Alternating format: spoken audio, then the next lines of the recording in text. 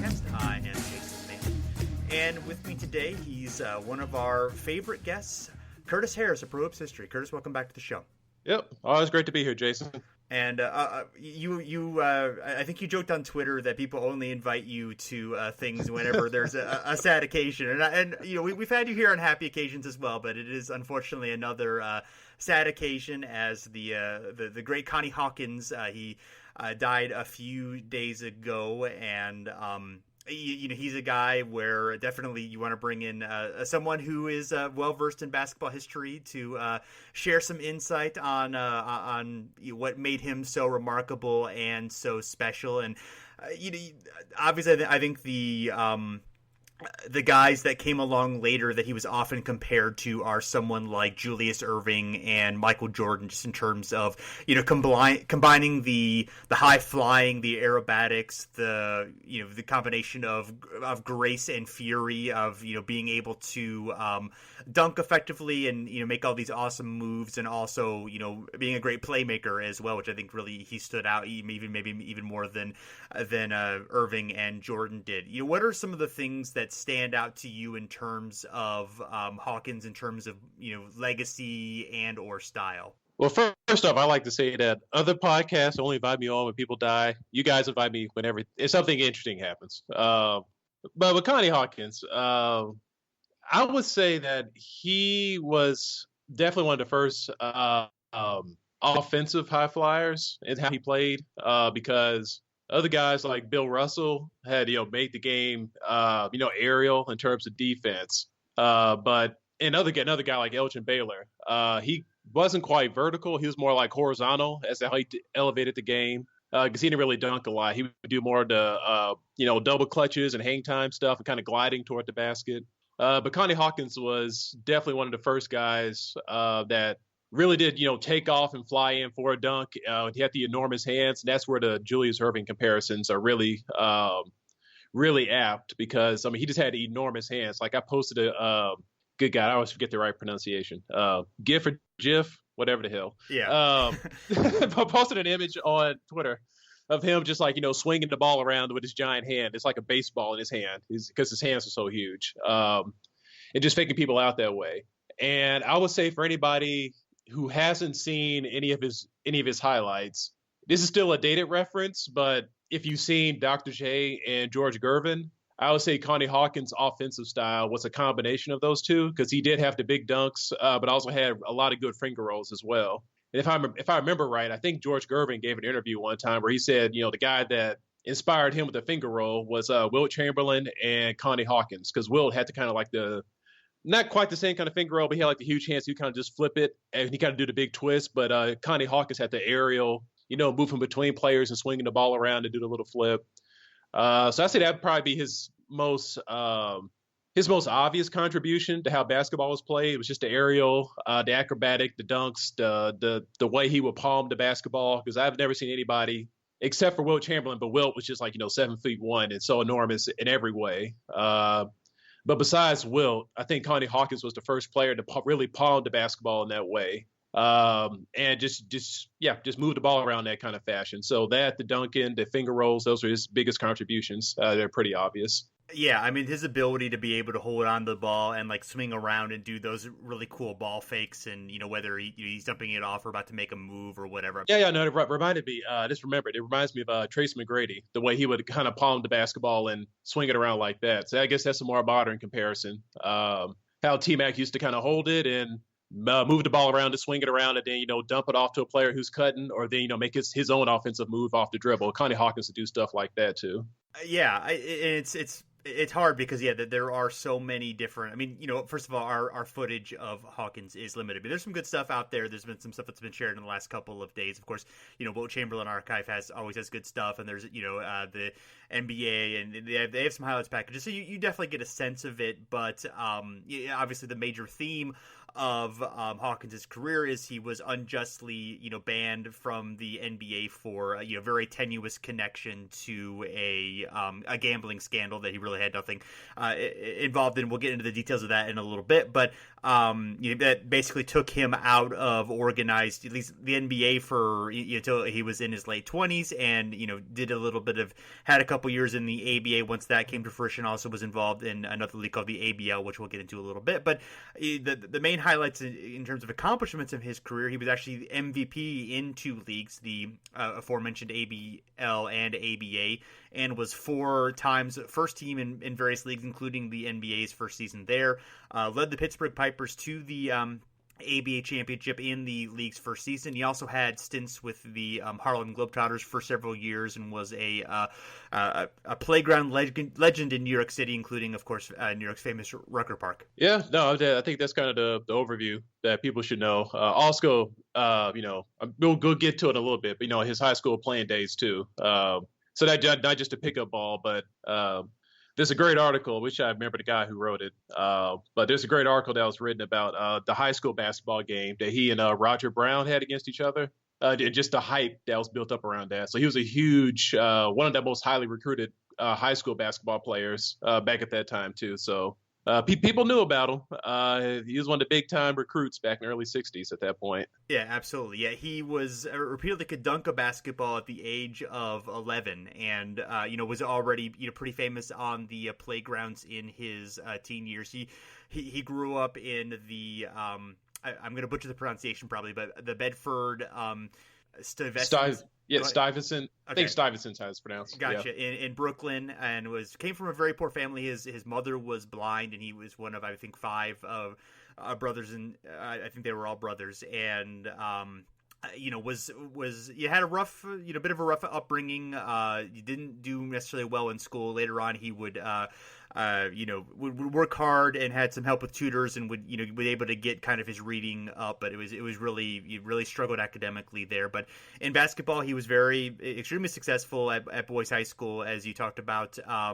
There was a Madison Square Garden playoff showdown with Roger Brown, who, of course, would also be a great ABA star, would also be blackballed unfairly by gambling scandals. So it really interesting parallels between them, but had a fantastic duel. Actually, Hawkins only had 18 points and 13 rebounds, fouling out in the third quarter. Roger Brown scored 39, but it was actually the Boys High School team that won there, and they were able to win their second consecutive PSAL championship, although they lost in the finals of the city high school championships there. But as a junior and as a senior, he was incredibly successful in his school, and before then was well known throughout playgrounds and so forth, and obviously in school was still a successful playground player, but.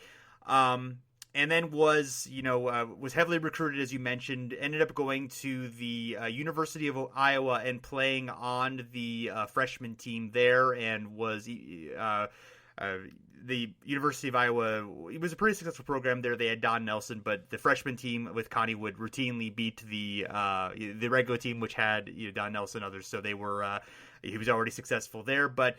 It was there where he got linked to a gambler named Jack Molinas, who had been a former NBA star who had been banned from the NBA after extensively found to be really, really deeply involved in betting. And there's a really good book called The Wizard of Odds that details all of this, and there's lots of articles about it too. But Jack Molinas was quite there was quite a huge scandal that he was linked to, along with a lot of other people in the early 50s in college basketball, which really did a lot of damage to New York and college basketball throughout the country. And then in the early 60s again, Molinas was one. He was a lawyer at the time, and he was involved in another one, which he later got involved in prison.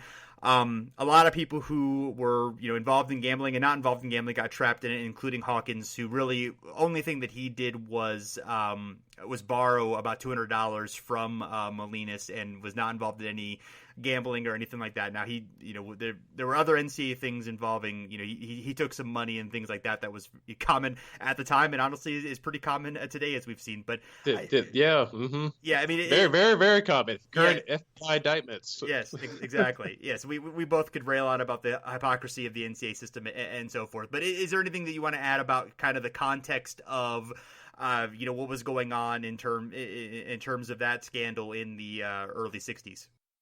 Yeah, I think like Connie Hawkins is really one of the most important players or people to really study if you want to know what basketball and its whole history is, because we've already discussed his kind of stylistic impact on basketball, but he also, his career, what he went through in his life revealed some of the, I guess some of the shittiness that goes on with a system where things could be made off of it. So, starting with Jack Molinas, back in the late 40s, early 50s, there's several gambling,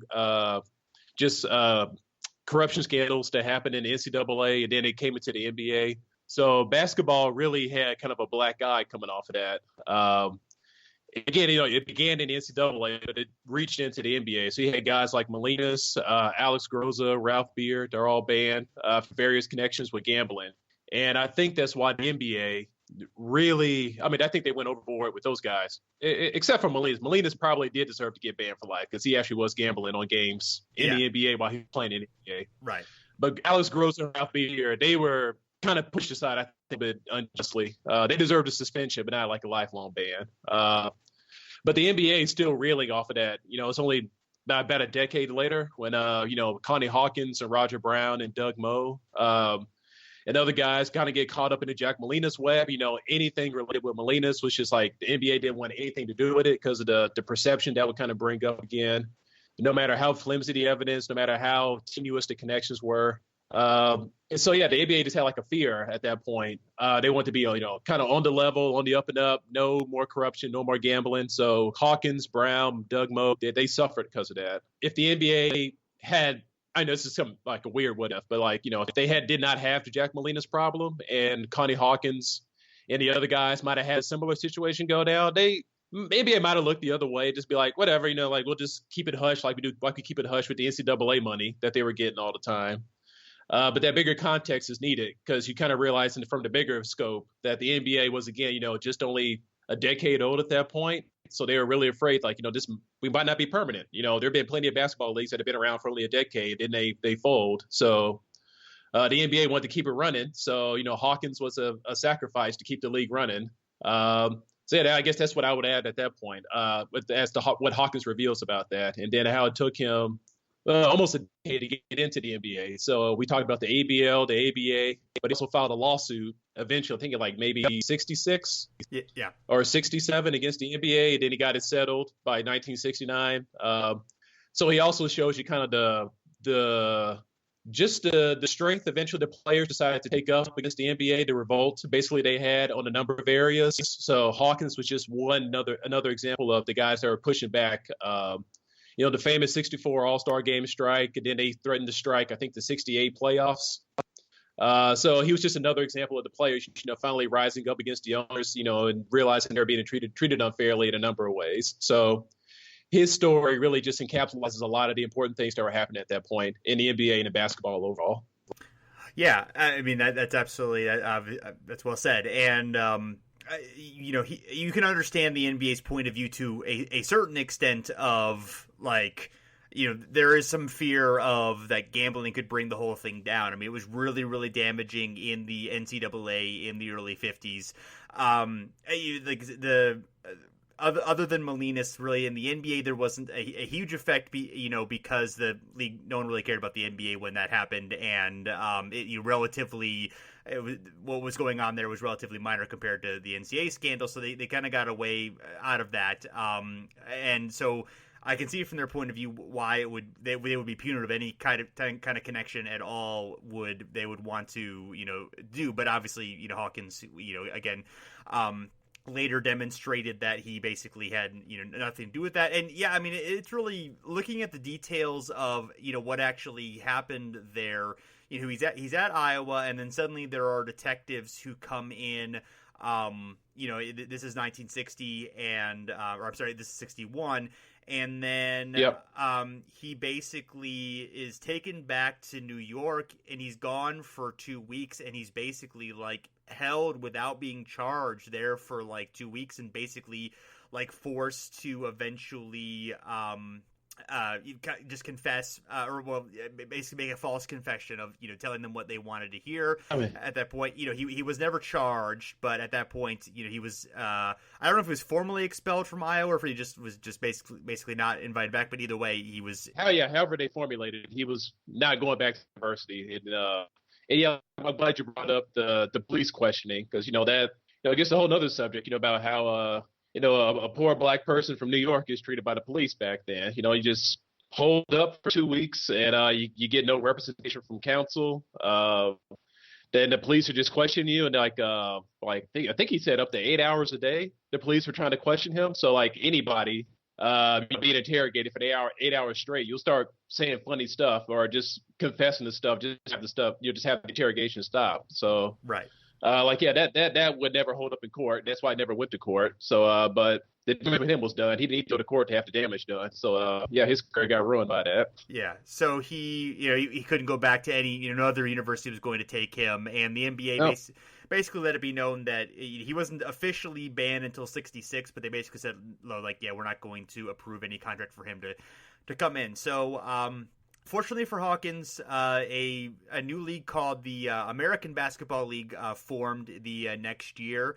It was formed by the Abe Saperstein, who was the Harlem Globetrotters owner. Apparently had been promised an NBA franchise, and that didn't come to fruition. So he started a rival league, with some of the other leagues that were smaller leagues that were going on in the time, and industrial leagues and so forth, where there was still some pretty high level basketball going on, and they were able to form a pretty competitive league. They had a few notable NBA players such as Dick Barnett, Kenny Sears, Larry Siegfried, Bill Bridges, Nat Clifton, and George Yardley, who had been one of the first really big scorers for the NBA in the mid to late 50s. George Steinbrenner was one of the owners of the franchise, which had a team in Cleveland. Probably best known today for the first professional league having a three-pointer and also having a wider foul line that the NBA soon adopted. And there's an interesting story about the Pittsburgh Wrens owner Lenny Littman, who would be the Littman family would be important in Hawkins' life going forward. But he basically showed up. He was a Pittsburgh concert and entertainment promoter, and he showed up at Hawkins' home unannounced and had a contract, and then brought him into the league, and he was really dominant at first. And in fact, they other ABL owners thought wanted to try to get him barred because of the gambling connection. Said that his signing violated league rules, also because his college class had not yet graduated. But then they ended up coming up. He was ruled eligible by Saperstein, who was in charge, and ended up being the MVP of the league that year at only age 19. Yeah. This teases out another angle on, again, you study Connie Hawkins, you get a pretty good idea of basketball history this era. He's still the ABL upstart rival to the NBA, and how Abe Saperstein thought he was screwed by the NBA. He was apparently promised a franchise in Chicago, or actually no, it was Los Angeles. Los Angeles, yeah. But they didn't. Yeah, but then the Lakers, beat him to the punch. So he was like, "Screw this! I'm gonna form my own league." And they start. That's the first cracks in the dam, I guess you could say, for the control that the NBA had over the players. So a guy like Connie Hawkins could, like you said, at 19 years of age, wait till his college class graduated, go in the pro league, and be the MVP, win the championship. I think he averaged 28 points. But also, as you said, you had guys like Dick Barnett, George Yardley, these other guys who have been all-stars, who would be all-stars in the NBA. So there's definitely some talent in there. And one other guy you mentioned, Kenny Sears, him and Dick Barnett, they had lawsuits with the NBA about whether or not they could join the ABL. So you kind of have the precursor of the ABA stuff, 7 years before all that happened. So that's just a really interesting league, and Connie Hawkins was the dominant player in the league. Unfortunately, it only lasted one season. So you wish he could have kept going, and he could have, played in an actual professional league for a good while. And people really would have had more of an idea as to how good he was. But the league folded the next year, and they didn't even make it to 63. I think they folded in all the 62, and he had to join the Globetrotters. So yeah. Yeah, I mean, he felt fortunate that at least he was able to join the Globetrotters there, and I guess was there from like '63 to '67. I couldn't find a whole lot on his time with the Globetrotters.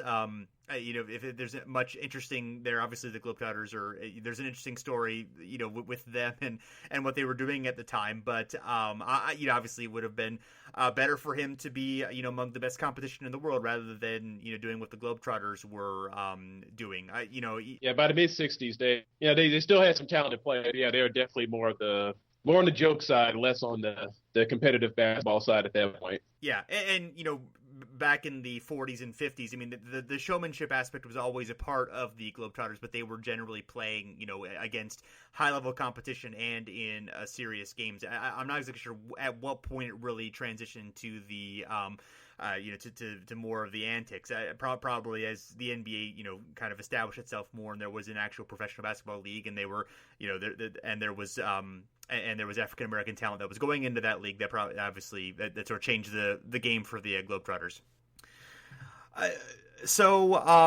He was his class was eligible in the 64 draft.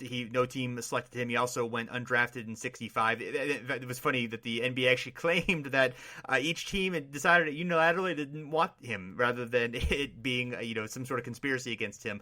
Eventually, what a coincidence! Yeah, eventually after 66, he was voted by the Board of Governors to be barred, which actually led to the lawsuit that you alluded to earlier, which was it was actually filed by the Littman family. It was Pittsburgh attorneys Dave and Roz Littman, who were friends of his. I'm not sure of the exact relation to the owner of the Rens franchise, but anyway, they filed a $6 million antitrust suit there, and eventually was awarded a $1.3 million settlement, and had a contract with the Suns. So it was ended up being successful to that. We'll kind of get into that in a little bit, but before that happened, he joined another fledgling league called the ABA, and had quite a bit of success there. It's kind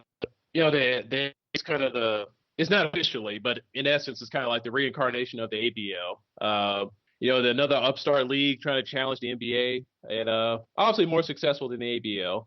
But I'm just really glad that the ABA came around, because they gave the guys like Hawkins and Roger Brown and Doug Moe and just other players like Freddie Lewis and Larry Jones, these other guys that, just didn't make an NBA roster for whatever reason, but they were really, really good players, so they were able to actually show what they could do in the ABA.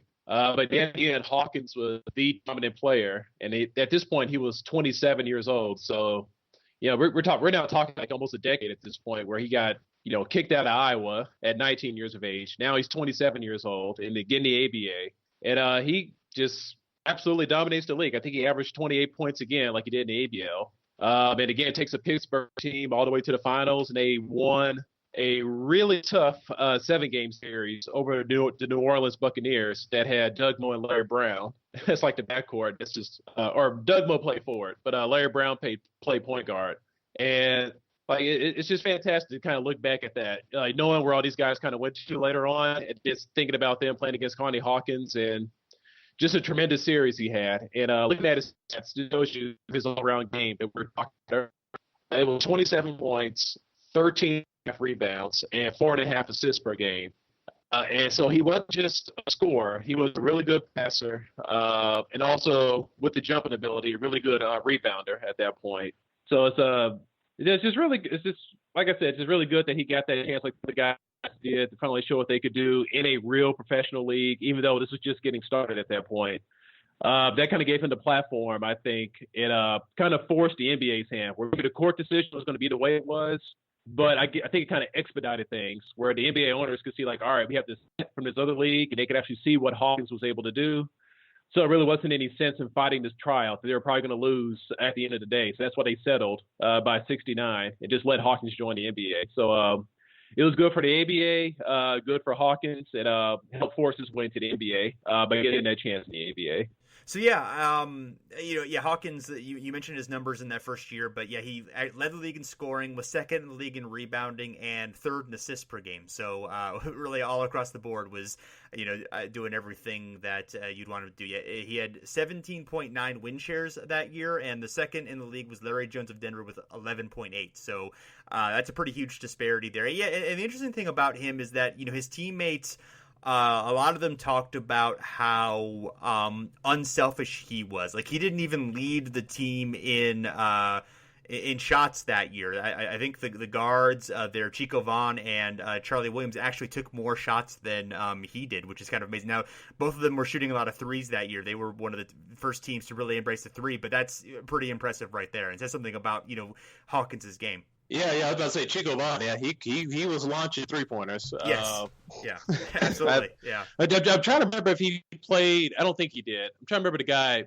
It's not the time for it, but there was one guy in the ABL. He was chucking up a whole bunch of 3-pointers. Wish I could remember his name off the top of my head. But yeah, no. You read the quotes from his teammates in Pittsburgh. They would say yeah, Connie could have averaged over 30, maybe 40. And they start to embellish, maybe 50 points a game. It was all right, we don't need to go that far. But but he could have averaged more than 27 points. But yeah, they were but he was a team player. He wanted other guys to be involved. And they said he was a good help defender as well, which, given his frame, he's a 6'8" forward with those long arms and big hands.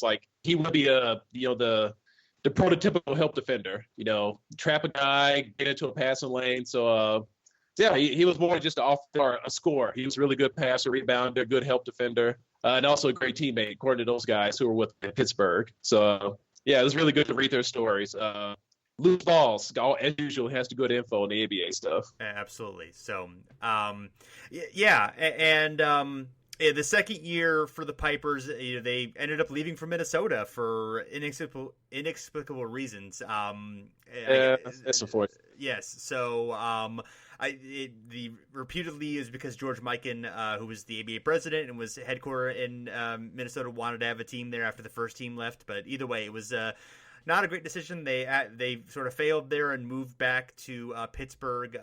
But at this point, it was without Hawkins, who, as you talked about, there was a settlement of his lawsuit. One of the big things that was the impetus for this is there was a Life magazine story that was written by David Wolf, who would later turn that story into the book Foul, that would talk about the injustices that were done against him in the case and all that good stuff, and that sort of brought public opinion on Connie Hawkins' side. That was it got a lot of attention during that time, and that kind of paved the way for, as you mentioned, the lawsuit to be settled, and he would eventually Phoenix would get his rights based on a secret coin flip that they won against the Seattle Supersonics. So the Suns of I never do that. I never do that. I was always wondering how the Suns got his rights. It's they never drafted him. Yeah. All right, secret coin flips. All right. Yeah, there you go. It wasn't just the ABA was doing the secret coin flips. It was the NBA was involved as well. Yeah, because of course Phoenix had famously lost the coin flip to the Bucks for Kareem Abdul-Jabbar. So yeah, so they got one. I mean, Connie Hawkins is not a bad consolation prize. At that point, and I got ages mixed up. When he joined the ABA, he was 25. When he joined the NBA, he was 27. So I got a little ahead of myself a few minutes ago. Yeah. But yeah, unfortunately, by that point, he did have that knee injury in his second season in the ABA. So when they were the Minnesota Pipers, the second year of the ABA, he had a knee injury. So unfortunately, he's already getting into his late 20s, so your athleticism is already declining. But that knee injury, you still got good Connie Hawkins in the ABA, but it wasn't quite the full force and freak of nature that he was back in the ABA and ABL at that point. Yeah, that first year he still was probably a top 10 player in the league. In fact, he was all NBA first team, but and he was still good for a few years, but it was clearly. Yeah, the knee injury, all those years playing in, on subpar courts, and the travel. I'm sure that was rough. With the Globetrotters and with playgrounds and all that stuff was probably adding up for him. But yeah, I mean, people talked about when he first got there, about how, Jerry Colangelo, who was the Suns GM at the time, I think was actually coach for a little while as well. He said, that really Hawkins was there, putting them on the map. And, the guys he was playing against, like, Dave DeBusschere and Billy Cunningham were, like wowing, how, great he was playing. Billy Cunningham had actually played against him in back in the days in New York during the, they were similar ages, playing there in Brooklyn. And, DeBusschere was talking about how, he handled the ball like it was a baseball, and Bill Russell picked a all-time all-pro team, and Hawkins was on his second five. And then he said, if he hadn't gotten such a bad deal, you would mention Hawkins with Baylor and Pettit. So seeing his talent on that same level, but obviously not quite having the same ability to display it. But yeah, that first year he was sixth in the league in scoring. He was like top 10 in PER and win shares, and he led the Suns to a 23-game improvement over the previous year in their first playoff spot, and only their second year in the league. So, I would say that first year was really the standout year. In his final game of his rookie season, he had 44 points, 20 rebounds, 8 assists, and unofficially 5 blocks and 5 steals, and had one of his best games in Game 2 of the 1970 playoff series against the Lakers. This was the Chamberlain, Russell, and Chamberlain, West, and Baylor Lakers, where he had 34 points, 20 rebounds, 7 assists, and the Lakers were heavily favored, but the Suns ended up winning Game 2 and going up 3-1 in that series, although they ended up losing it in Game 7 to the Lakers there. Yeah, that's hilarious. The Suns were 39-43, so they had a losing record, which it was an improvement, as you said, but they still had a slightly losing record. And almost beat like the defending Western Conference champion LA Lakers. So Connie was still doing the thing his first year in the NBA, but as we've said, the courts caught up with him, the knee stuff. So the next year, the Suns are still a really good team. In fact, they're even better the next season. But this is the stupidity of the NBA. They won 39 games in 1970 and almost beat the Lakers in the playoffs. But then the next year they won 48 games, but didn't qualify for the playoffs. Yeah, that was still this is geographical nonsense at the NBA. Right, and that was even worse then, because that was the time where they were doing it based on because they just split from divisions and into conferences, and so there were 4 divisions, and it was the top 2 from each division that made the playoffs. So it wasn't even just based on conference. So they were 48-34 that year and did not make the playoffs. And the damn San Francisco Warriors. I'm looking at it right now. The San Francisco Warriors, 41-41. Right, made it. Yeah, exactly. So and the Detroit Pistons were 45. They were in the West at that time, but they were 45-37. So the freaking San Francisco Warriors with 41 wins. Right. Got in the playoffs over the Detroit Pistons and the Phoenix Suns, who had more wins. So, yes, the NBA has never had, or has always had issues with playoffs and scheduling. We'll just leave it at. Go ahead. It's like again the Connie Hawkins story reveals a lot of interesting things about basketball history. Yeah, they did get rid of that rule after a little while. It got a little better. I mean, there are still obviously issues occasionally, but that was a really egregious, like, what are they thinking kind of thing. So yeah, and his numbers did slip a little bit to the next couple of that second year. He did average 21 points per game. He was still pretty. The rebounding was down a bit, but he was still pretty efficient scorer and such. And that third year, the numbers definitely went down. Only 16 points a game at age 30. So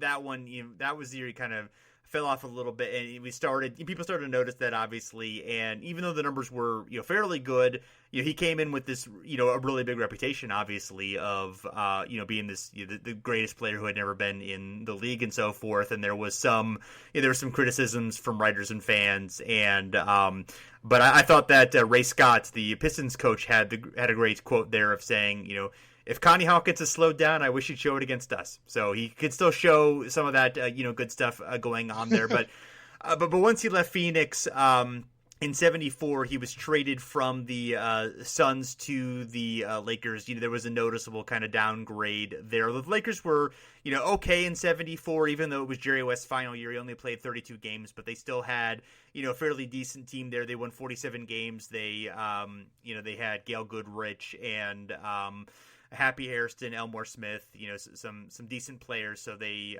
but the numbers by then, it was like 10.8 points per game, 8 rebounds per game. Well, I'm sorry, that was in the playoff series against the Bucks, where this is Kareem's Bucks. He is still really strong. Oscar Robertson, they would make the finals that year. So that was kind of the last gasp of of playoff relevance, at least for Hawkins. Yeah, and I mean, after that, he played, the rest of that, that one season with the Lakers, and he had another full year in 75. And then had the one forgettable year with the Atlanta Hawks. But it had the nice symmetry, Connie Hawkins playing for the Atlanta Hawks. Yeah. And I meant to say this earlier. I don't think any person has had a more perfect last name for how their style of play was. Isn't it perfect that his name was Connie Hawkins and he flew around like a hawk on the court? Yes. That if ever there's proof, there's a God. That's it. But yes. And I believe you made the and you're right up on Connie Hawkins on Pro Hoops history. I believe you made his career rose from the ashes when he went to the Phoenix Suns. So there was that was, I thought that was appropriate as well. There we go. Yeah, Connie has a way. He's very, very poetic. His career. Yes. But it did. But it ends in 70s. Actually, again, it ends in 76. That's when the ABA at the end of that year joins the NBA. So, or merges with the NBA. Right. So there we go. That's Connie Hawkins' career. High school. When he graduated in 1960, so he probably started high school like 1957. So that's a good 57 to 76. Just following Connie Hawkins' basketball life, you get a pretty good overview as to all the twists and turns in basketball as to what was going on. The college gambling, the undue suspensions and blackballings, the rival leagues, and finally the mergers and the lawsuits. But the stylistic and athletic changes in the game. The man's career provides a pretty good, bookends and all that. And that little 2-decade period. Yeah. I found there's some interesting stories about his personality, because it's one thing I hadn't really ever gotten much of a sense of in looking at his career before, of kind of what I'd always kind of thought of him as a little bit of a shy, reserved guy, and he was pretty quiet after his career ended. But there's a couple of fun anecdotes that I found reading. There's a couple from the Arizona Republic where Al McCoy, the longtime Suns announcer, noticed that he he was missing from the game, and apparently he had. This was during the time which his autobiography came out in 72, and there was had a lot of media stuff and was just really exhausted after like a long road trip, and he had fallen asleep in the room of David Wolf, the book's author, and then he came in, got there at the arena, put his uniform on. It was the end of the first quarter, and then McCoy asked him like, "Hey, what's going on? Where you been?" And then Hawkins turned around and he said, "Look at it this way: if this was baseball and a doubleheader, I'd be early for the second game." So he was a good. There's another one from Joe Prowski, who was the Suns trainer, and said that Hawk is the guy who got me nicknamed Magic Fingers. One time we were playing on national TV and he fell down near the free throw line. I thought he was really hurt. He was grabbing his knee and grimacing in pain. I ran out and asked him what was wrong. He looks at me and says, "Just think, all your buddies in Green Bay," which was his hometown, "are eating their hearts out because you're on national TV." Then he jumped up, and Hot Rod Hundley, who was broadcasting the game, said, "Oh my God, he must have magic in his fingers." So there was a lot of quotes like that of guys who showing off kind of his sense of humor, and it seemed like a guy people enjoy being with and hanging out with. I guess the other thing that he's kind of known for outside of basketball, of course, is that Saturday Night Live sketch with Paul Simon, which I have not been able to find again. I know I saw it at some point, when I was a kid, and not like live, obviously, like later on. I'm not that old, but obviously, yes. Later on, would sometime on a rerun, I remember seeing that one. So that's a fun one with you playing with Paul Simon on the playground, and I guess the joke of it is like Simon is beating him, obviously, even though it's Simon against Connie Hawkins. So that was obviously that was toward the end of his career, maybe even slightly after he had retired. Oh yeah, for Saturday Night Live, yeah, it's got to be like this last year or prior to he just retired. But Yeah. fair So enough. It's his sense of humor, or a good Hawk. Also, I want to add this in. If the listeners out there, if y'all know Andrew Lynch, basketball writer, he apparently played poker with Connie Hawkins ooh. in like 2000, I think 2006. And he was like, I think it was at a casino in Vegas. So they were just like at the same poker table. And that was just, they're like on the TV was Kobe Bryant scoring the 81 points. So like, if you want to hear more about it, go follow Andrew Lynch at Andrew Lynch on Twitter and ask about Connie Hawkins and poker and Kobe Bryant. He can tell you about playing poker with Connie Hawkins in 2006 when Kobe's dropping 81 points. So like that's the story right there. When Andrew first told me about that, I was like, yeah, like you gotta be kidding me. He's like, no, I played poker with Connie Hawkins. Kobe scored 81 points. I was like, all right, some of us have great stories of basketball to tell. Some of us have that story like Andrew Lynch, which is beyond great. That is just I don't know what it is beyond that. One of the greatest games ever played. You sit with one of the greatest players ever playing poker as the game is happening. So yeah, that's pretty fantastic. great story. I had not known that. Yeah, maybe I'll ask about that one because I'm very curious now about that one for sure. Yeah. So yeah, there wasn't a whole lot on his what he was doing after basketball. There's some kind of allusions in some of the articles that he went through some rough times. He did play in the first 3 NBA Legends old timers games in the 80s. And then in the early 90s, Jerry Colangelo, who was still an executive with the Suns, I think maybe partial owner at that point. But anyway, he brought Hawkins to be a community ambassador for the Suns, which he was doing up until I think fairly recently. He really started to have some health problems in the late 2000s, and but I saw there was some photo galleries of him stuff at least being involved in stuff at least up until like 2015. So he really enjoyed being a community ambassador for it, and then of course was inducted into the Basketball Hall of Fame in 1992. And he talked about how when he got that news in 91, he was he cried and just thought of like how fantastic it was, and it was really a huge feeling for me. And it made me think about that because like I'm not sure how much the Basketball Hall of Fame means to someone like like Michael Jordan or Julius Erving or Kareem Abdul-Jabbar. I mean, they all seem honored by that induction, but I mean, they are recognized as being the greatest among the greatest players of all time at that level. And I don't know what it would mean to someone in Connie Hawkins' position, who was certainly one of the best ever, but didn't really get a full chance to prove it. Only got it to prove it kind of in flashes. There's still a question of like, okay, is he really one of the best 10, 15 ever, or where does he kind of belong in that hierarchy of of basketball history? So I think the Hall of Fame adds some validation for a guy like that, or a guy who is you could also talk about a guy who's kind of maybe like more of a borderline case, even if they had a full career. But for someone like Hawkins, I think there probably has to be a different feel for what that means, especially getting it so late after his career. No, it definitely means. Like, I mean, this is my interpretation. Like hell, I'm not going to Basketball Hall of Fame, but for like you said, somebody like Kareem or Bill Russell or Michael Jordan. You are clearly acknowledged being one of the greatest players ever. There's never any doubt you're going into the Basketball Hall of Fame. And even a guy like, Grant Hill or Tracy McGrady, McGrady who beat the Hall of Fame at Grant Hill, who I would say probably fits in there. But even guys like them, like their careers were kind of derailed by injury, whereas someone like Connie Hawkins and Roger Brown, who finally got inducted, albeit posthumously, for guys like them to get inducted, it is more of a validation that they had been, unjustly, unduly denied their chance to prove what they fully could have done with their career. Whereas, McGrady, had a chance, injury, it wasn't, that's just like, fate, nothing you can do about that. Injuries happen. Whereas with Hawkins, actively stepped in and stopped him from being able to do what he was great at and made the most of his talent and fully display what he could have done. So I feel like the Hall of Fame induction was almost like a an apology and a recognition that he had been done wrong, and that they took that into effect, and they know that if he had been able to do what he was fully capable of, there would be no doubt he would have been in the class of,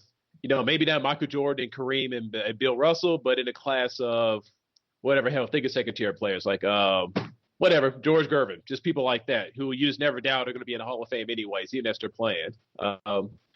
So I think that's why for him, people like him, that means a lot. It's just, it's that validation, but also like that apology that, yes, we had done you wrong. Like the authority of basketball had done you wrong. The authorities have stepped in and stopped you from being able to do what your greatest talent was. So I think that's why it meant the most to him. People like him. So one thing we want to talk about, and Josh at Hoops Plus the Harm asked us this question specifically, and I know we wanted to have some discussion about it, of how would he have altered the NBA's trajectory had he played in his prime? That's a really interesting question to think about. So if he'd have been drafted in 1964, that would have been his draft class. So he would have either been the territorial or the Knicks who had the first pick outside of the territorial picks. He would have almost certainly gone to the Knicks. They would not have drafted Jim Barnes in the first round, and if they'd have selected Willis Reed in the second round as they did that year, obviously a Knicks team anchored by Hawkins and Reed is really interesting to think about how they would have progressed from there, because obviously they're certainly a better team right away, and how do they they obviously build a much different team than the Knicks of the early 70s would have been, but I could see a team based on those two guys obviously having a lot of success, probably even a little bit earlier than they did. Yeah, see, I was thinking along your lines, but at that point, the New York Knicks were kind of a little incompetent. I think they might have still Jim Barnes number one overall, because there was like a 5-year stretch. They drafted nothing but centers with their first round picks. So maybe they would have wisened up and took Connie Hawkins because he was from New York City. But I don't know. Like you can only correct stupid so much. And I think they might have still took Jim Barnes. Not that Jim Barnes was a bad player, but you clearly should have took Connie Hawkins over him. Yeah. I mean, they took Jim Barnes over Willis Reed, so they got lucky that no one else took Willis Reed. Got him in the second round. So I would hope the Knicks would have took Connie Hawkins, and that would make for a really interesting team, as you said. But if they didn't take him, like Baltimore, they were sitting there at number 3. They took this man named Gary Bradds, who I've never heard of. He played 44 games in the NBA. Hey, he's in Ohio. He was a small forward. Yeah, he played at Ohio State. I'm sure he was great. Yeah, I'm sure he was, but he played small forward. Yeah. I feel like the Baltimore Bullets, but they're looking for a small forward. They probably would have took Connie Hawkins at that point. So like throw him in with Gus Johnson and all those guys up there. That would have been an interesting team too. So basically, well, the bottom line is whoever would have took him would have had a hell of a team. They got a whole lot better. NBA would have been a lot more exciting. And along with the Connie Hawkins, like I keep mentioning him, he's in lockstep because he got a lot of paying crap. But Roger Brown, he would have been a territorial pick, no doubt about it, of the Cincinnati Royals. Oh, yeah. And it's like Oscar Robertson knew Roger Brown. So I'm sure Oscar would have told Cincinnati, y'all better take Roger Brown in this draft. And like imagine a freaking backcourt of Oscar Robertson and Roger Brown in Cincinnati with Jerry Lewis and Wayne Embry and all those other guys. Like that team, they might beat Boston in the Eastern Conference if they had that together. Well, they were still in the West. That's the problem. But they would definitely, I guess. But now Cincinnati would have been a title contender. And then, depending on who got Connie Hawkins, the Knicks probably would have been so, but the Bullets, they might have been able to get to the level. A little more iffy with Connie because it depends on who took him. But they could have been a contender, I guess a dark horse contender at that point. Yeah, I'm looking at, obviously Joe Caldwell was really good, but looking at whether the Pistons would have taken Hawkins instead of Caldwell. Now that I guess they had the Busher. Well, I guess Connie was more of a small forward. So with the Busher and Connie and Terry Dissinger there. I mean that's it. Ray Scott too. That's an interesting team. I mean, and that's the Pistons were pretty much. I mean, they were really. either mediocre or bad pretty much from the late 50s through the mid 80s. So, up until the first year they kind of got good with Isaiah and Lambier and those guys. So it'd be interesting if they would have had a little spurt there. Hey. Yeah, I'm sorry. Did I All miss something? right, let's not disparage that you disparage Dave Bing and Bob Lanier. They had like 3 years of success. Well, okay. I mean, they were like 45 win team. I mean, they were great players, but that was not, Let's not forget that they did have a couple of good years. Okay. But overall, you're correct. They did suck from like 59 to 85. Yeah. But right. The 3 glorious years, Bob Lanier and Dave Bing got him out the gutter. Yeah. Yeah, that's a fair point. It's like that's a fair point. Yeah, they got screwed out of that whole seeding thing that we talked about. They got screwed out of the seeding issue 1 year where they should have made the playoffs with a lot of wins and they didn't. So we'll I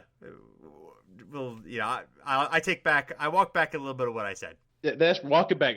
I stick up for Dave Bing and Bob Lanier. Yeah, religiously. You should. It's fair. It's not unfair. They were wonderful. So, yeah. You know what would have been interesting? Let's say, because I feel like the Knicks still would have been stupid. Okay. And the Pistons still would have took Joe Caldwell because Caldwell's a really good player and he fit the need they had. So they could have took Hawkins or Joe Caldwell.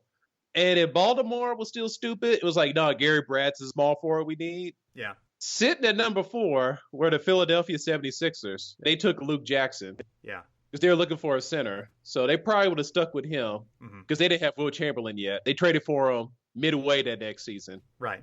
But then the St. Louis Hawks, they took Jeff Mullins, who was a shooting guard small forward. That would have been interesting if they had gotten Connie Hawkins in St. Louis. Because if he would have graduated from Iowa, I feel like St. Louis would be like, all right, that's a kid from Iowa. We could take him and add him into our front line that had Zelmo Beatty and Bill Bridges. And also Paul Silas coming off the bench. So like that would have been a hell of a front court to have Bill Bridges, Zelmo Beatty, Connie Hawkins, and Paul Silas out there. Yeah, that's an excellent point. That would have been really interesting. It's hard. I mean, those teams were really good. They were like 45 to 50 win teams. They took the Lakers to a couple of tough playoff series in the late 60s. Yeah. So that is an interesting team right there. Yeah, I'm going with them. The team I hope that it got Connie Hawkins. I'm going to St. Louis Hawks because they had that badass front court. Yeah, and also as I said earlier, you would have had Hawkins with the Hawks. So I feel like that was a great marketing tool too. They would have done it for that reason. Yeah. So that's the perfect team that should have got him in 1964, the St. Louis Hawks. Right. Plus you would have had Pettit and Hawkins together for one season at least. Before Pettit retires. Oh, yeah, that's right. That was his last year, so they still would have had Pettit for that last season. Yeah, so that'd been fun. Shit, that'd been the most stocked ass front court ever. Yeah. Jesus, like three Hall of Famers and then 2 more multiple time All Stars with Paul Silas and Bill Bridges. So. Right. Yeah. Exactly. Yeah. Jesus. That's a heck of a team. Yeah. They had Chico Vaughn there too. Yeah. Chico. Yes. Yeah. There you go. Yeah. Nice. Yeah, and future, of course, as you mentioned, Paul Silas, a future teammate with Hawkins on the Suns. So a lot of connections that he would have later. Yeah, that's a team that should have got him. Yeah, yeah. And Bill Bridges, of course, he played with him with the Lakers. So a lot of future teammates on that team there. Well, you know what? Actually, last little thing about the drafting. You know how the world works and who really would have got him? Probably Boston would have gotten him. Yeah, Boston Celtics would have got him. Yeah. That's just the way it would have worked back in the 60s. Aaron would have been too stupid. And Red Auerbach be like, well, so what? He took a little money on the side. He can play the small forward. Let's bring him in. Yeah. Yes. Yeah, they're great up until like 75 now. Or well, I guess they won the championship 74, so they were good then. Yeah, but that like Hawkins keeps them like awesome for like another 5 years after Russell retires. I'm sure that's probably the universe that would have happened. They would have won it. They probably would have. Man, they probably would have beat Philly in 67. Yeah, there you go. Right. It's been a fight to the death. Right. Yeah, then in 70, 71, 72, wouldn't have been no rebuild. They just have Connie Hawkins still there. Yeah, exactly. Yeah, Hawkins and Havlicek. That's it's not too bad of a foundation to break on. They probably would have played really well together too. Yeah. Well, there you go. So anything else we should talk about with Connie Hawkins before we go? No, I think we got everything. Yeah. I'll say I wish I would have been able to talk to him at one point. Seemed like I'm glad he wrote an autobiography. That's one thing I will say. I'm glad he wrote an autobiography in that era, like in early '70s. So he really kind of were able to capture how he felt at that time. So we'll always have that. Yeah, but it's always just, always sucks when these guys pass away. Like, that's, you're not going to get any more time to sit down and talk to those guys. But I think we've hit on everything, his influence and everything he did for basketball. I think we got all of it. Well, Curtis, thank you so much. Always a pleasure to have you on the show, and always fun to talk about basketball history. We'll make sure we have something silly for you to get into next time. So we'll keep it a little bit less on a serious note. But so thanks a lot. So I look forward to the Gene Banks podcast. All right, keep that one in mind. Absolutely. So thanks everyone for checking us out. Of course, you can find us at the stepback at fansided.com. You can also search for Over and Back on iTunes, Stitcher, wherever you listen to your podcasts. If you like what we do, please leave a rating and review. And follow us on Twitter and Facebook at Over and Back NBA. So until next time, thanks for listening. We'll be back again soon.